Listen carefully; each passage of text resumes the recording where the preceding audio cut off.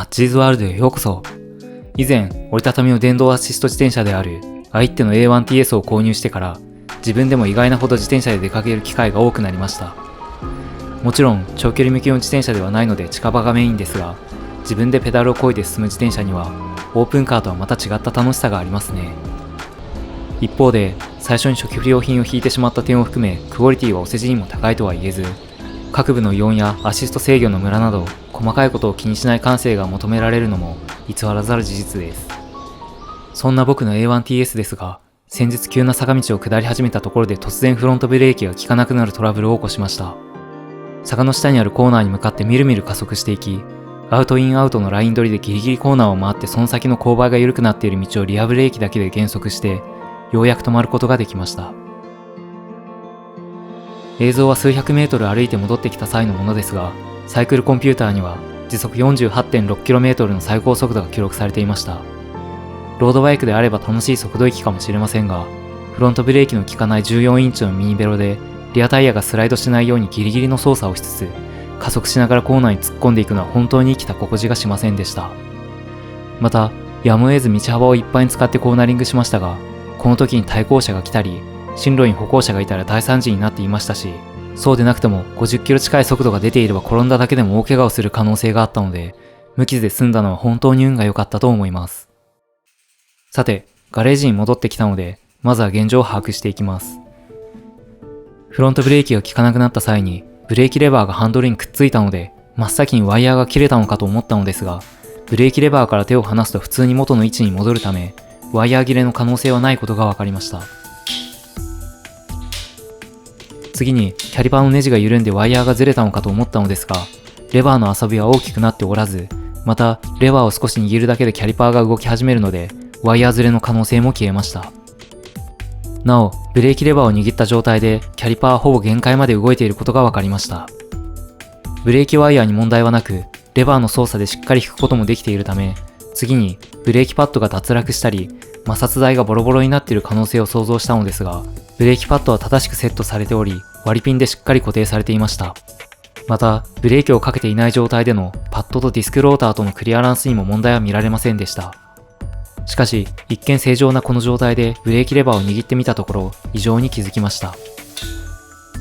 映像では微妙なのですが、限界までレバーを握っても、パッドとディスクローターとの間に隙間があり、反対側の光が見えています。さらに詳細に見てみると、キャリパーの動作の半分くらいまではパッドとディスクが近づいていくのですが、そこから完全に挟み込むことはなく、動作の後半ではなぜか逆にほんの少し離れていることが分かりました。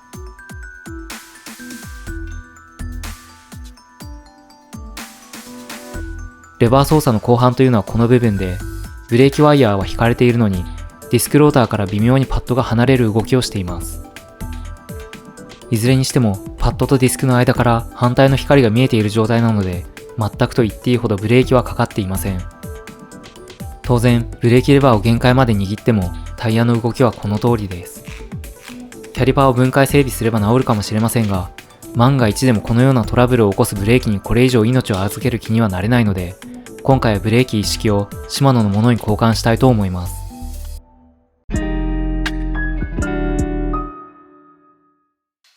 前後のブレーキやタイヤを外すにあたってメンテナンススタンドを購入しました。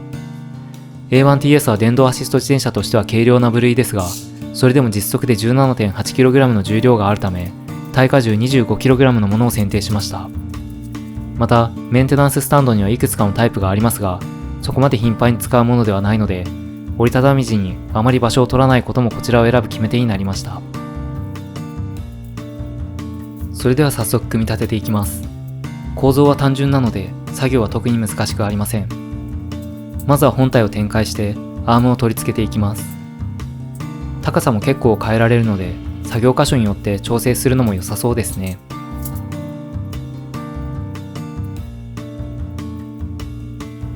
背面側にはパーツトレイがつきます。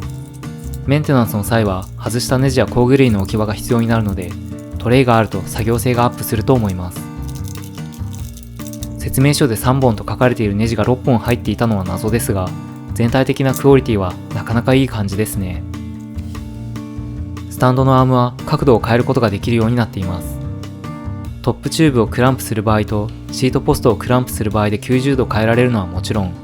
さらに細かな角度調整も可能になっています。いつも取り付けているキャリアバッグを外します。ちなみにこちら Amazon で購入したものなのですが、鍵やグローブをはじめ短距離のサイクリングに持っていきたいものを入れるのにちょうどいい大きさなので気に入って使っています。自転車をメンテナンススタンドにセットしていきます。A1TS はフレームにバッテリーが入っていてかなり太い形状なのでシートポストをクランプします。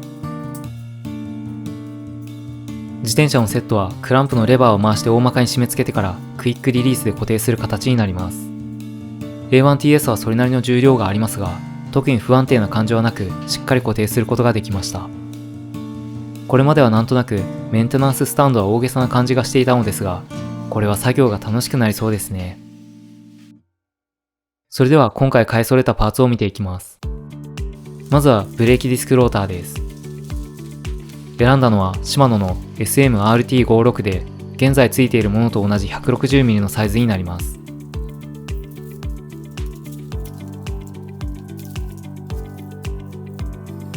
今まで自転車のディスクローターをまじまじと眺めたことはありませんでしたが、こうして見るとなかなかかっこいいですね。他にはネジとシムが入っていました。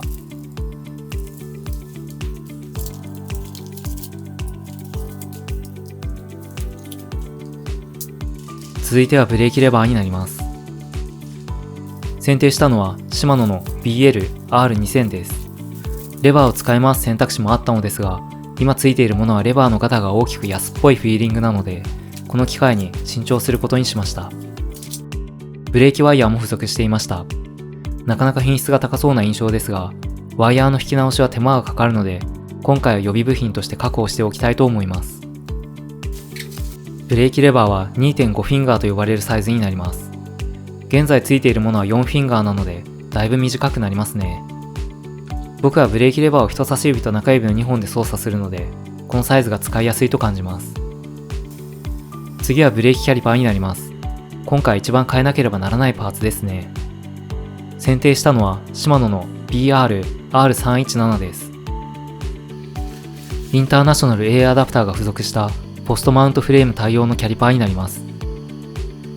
一応ロードバイク用と書かれていますが、規格が合えば他の形状の自転車でも問題なく使用することが可能です。キャリパーの見た目はシンプルな印象ですね。メーカーのロゴが必要以上に主張していないのも好印象です。手で動かしてみると、この時点で A1TS についている謎の中華製ブレーキよりも滑らかなフィーリングであることがわかります。それではタイヤを外していきます。A1TS のタイヤは袋ナットで止まっており、サイズは 15mm になります。車用の工具ではあまり効かないサイズであり、僕の持っているツールセットにも入っていないので、モンキーレンチで対応します。この自転車の組み立てで全般的に言えることなのですが、ネジにトルクをかけすぎていますね。明らかなオーバートルクでネジがかじりつきを起こしかけているので、外すのにヒヤヒヤします。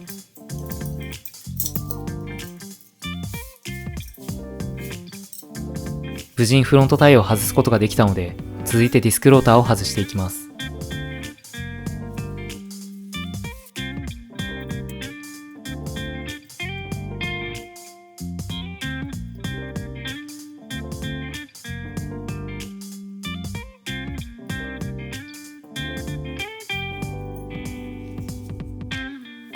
次に新しいディスクローターを取り付けていきます。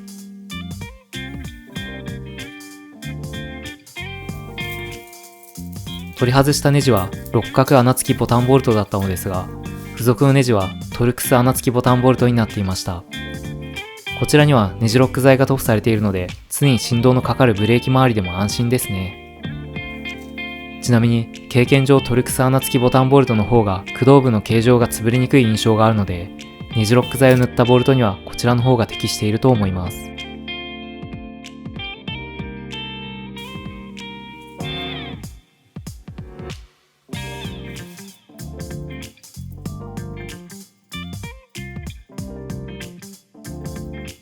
ところで、一から手で締め付けていったところ、少し手が痛くなってきてしまったので、リアタイヤの方は途中まで電動ドライバーを併用しようと思います。次にキャリパーの交換を行います。最初にブレーキワイヤーを外してからキャリパーを固定しているネジ2本を付け替える作業になります。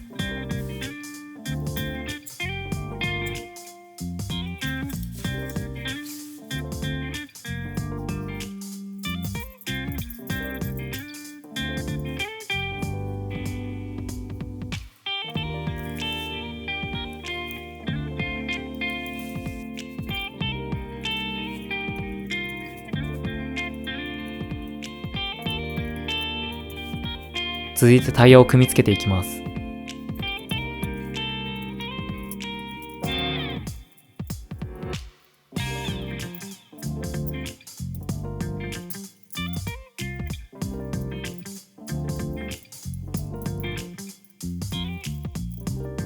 実はこの時、キャリパーとディスクローターとの平行合わせができるように、試しにもともとついていた球面座金を移植してみたのですが、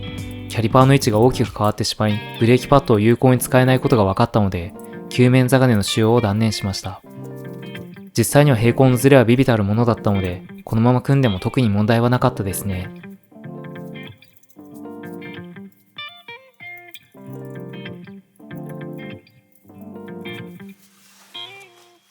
ディスクローターが少し触れていますが、回転中に擦れることはなく、ブレーキレバーのストロークも正常な範囲に収まっているので、許せる範囲と判断しました。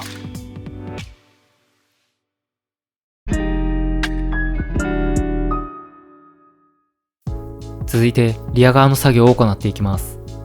タイヤを外すので、まずはビニール紐でチェーンをつっておきます。続いて、タイヤを外す前にチェーン引きのナットを緩めていきます。次にナットを留めている袋ナットを外して順にばらしていくのですが、本来フレームの内側につけるチェーン引きが外側についていることに違和感を覚えました。反対の袋ナットとサイドスタンドを取り外し、モーターのコネクターも抜いておきます。キャリパーが干渉してしまうため、この時点で外しておきます。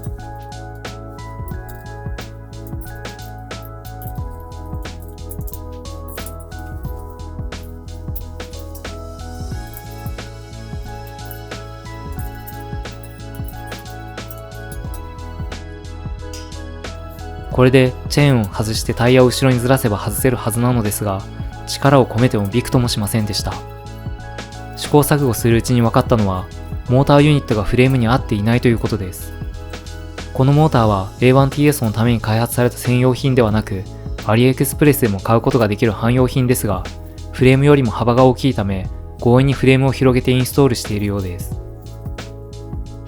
この自転車は耐荷重が最大 120kg となっており、フレームはそれを支えられる強度があるため、手で引っ張ったくらいでは簡単に広がるようなものではありません。チェーン引きがフレームの外側についていた理由に納得しつつ、仕方がないので、モンキーレンチの柄を使ってテコの原理でフレームを広げながら、タイヤを少しずつ後ろにずらして取り外しました。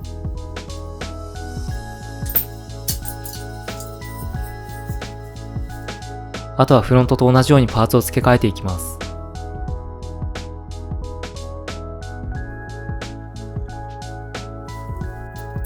まずはディスクローターの取り付けですが、ネジが斜めにならないようにピットラチェットで少しねじ込んでから、ドリルドライバーでネジ山が残り 2mm くらいになるところまで締め込んでいき、残りを手で均等に締めていきます。ネジロック剤がついているネジは何本も付け外ししていると手が痛くなってしまうので、このやり方がいいですね。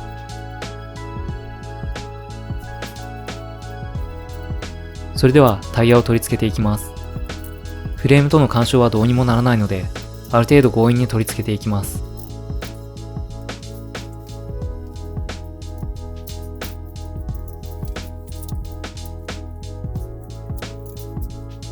チェーンをかけたらブレーキキャリパーを取り付けていきます。フロントのキャリパーを取り付ける箇所にはほとんど調整の余地がなかったのですが、こちらは長穴になっていて、ある程度動かせるようになっていますね。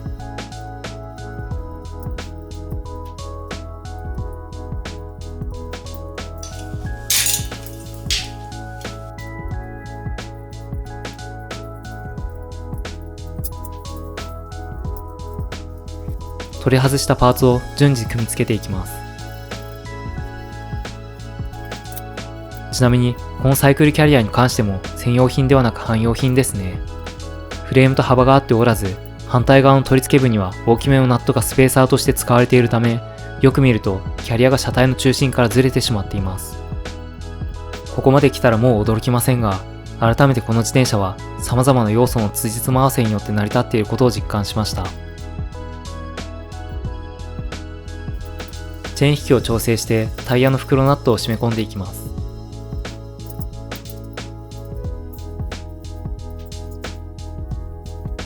反対側もスタンドの角度を調整してナットを本締めしていきます。ディスクローターの位置が決まったので、キャリパーの位置を微調整していきます。メカニカルディスクブレーキはこの調整が実際のフィーリングに直結するので丁寧に作業を行ったのですが、ここでメンテナンススタンドの恩恵を再認識しました。自転車を逆さまにして作業する方法もありますが、スタンドに固定していればペダルを回す際に自転車が動いたり倒れたりしませんし、キャリパーのネジも見やすいので作業性がいいですね。キャリパーの位置が決まったのでワイヤーを取り付けてブレーキレバーの操作で動作を確認します。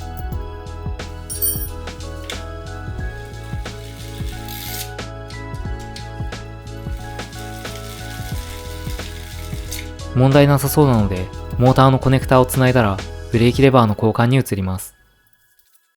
ブレーキレバーはネジ1本で止まっているだけなので特に難しいことはありません。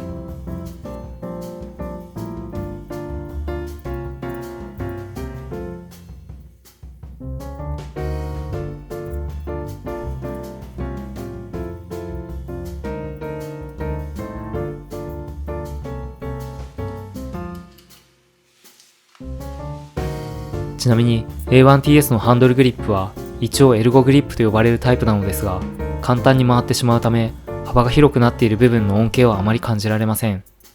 使い勝手はいまいちですが、くるくる回して簡単に抜くことができるのでブレーキレバーの交換はやりやすかったです。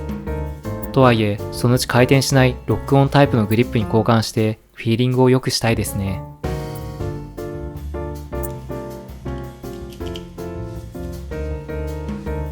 最後にブレーキワイヤーの末端にエンドキャップを取り付ければ全ての作業は完了です。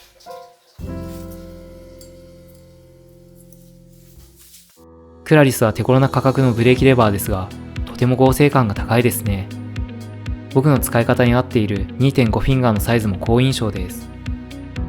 今回のメインであるシマノのブレーキキャリパーとディスクローターも綺麗に取り付けることができました。ブレーキレバーを握った際のフィーリングが滑らかなのもいいですね。